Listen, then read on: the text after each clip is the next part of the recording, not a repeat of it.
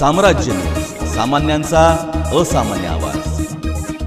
बसमधून महिलेचे 9 तोळे सोने लांबवणाऱ्या चोरट्या महिलांना अमळनेर पोलिसांनी अमरावती जिल्ह्यातील वरुड येथून अटक केली आहे. त्यांच्याकडून 7,80,000चा मुद्देमाल जप्त करण्यात आला आहे. गंगा चैना हातगळे वय 40, गंगा सुभाष नाडे वय 45, दोन्ही राणा नेताजीनगर यवतमाळ अशी संशयितांची नावे आहेत. प्रतिभा जिजाबराव पाटील वय 48 राहणार गारखेडे धरणगाव या 6 मार्च रोजी दुपारी 1च्या सुमारास धरणगाव येथून जळगाव येथे दोंडाईचा बसमधून प्रवास करत होत्या. त्यांच्या जवळील 2 बांगड्या, मंगलपोत हे दागिने त्यांनी पर्समध्ये ठेवले होते. त्यांच्या शेजारी 2 महिला बसल्या होत्या.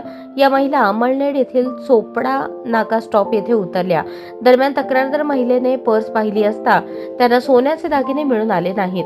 त्यांनी बसमध्ये आणि आजूबाजूला शोध घेतला असता तपास लागला नाही.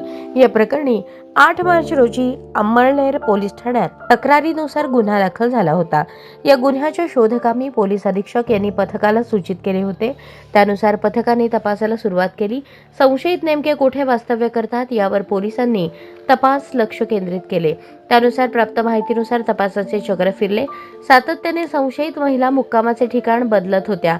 जळगाव, अकोला, बार्शी टाकळी, परतवाडा, मध्य प्रदेशातील तिगाव, पांढुर्णा, इंदूर आदी ठिकाणी संशयितांनी वास्तव्य केल्याचे तपासातून समोर आले आहे. संशयित महिला पुढील मुक्काम कुठे करणार आहेत याची गोपनीय माहिती पथकांनी काढली.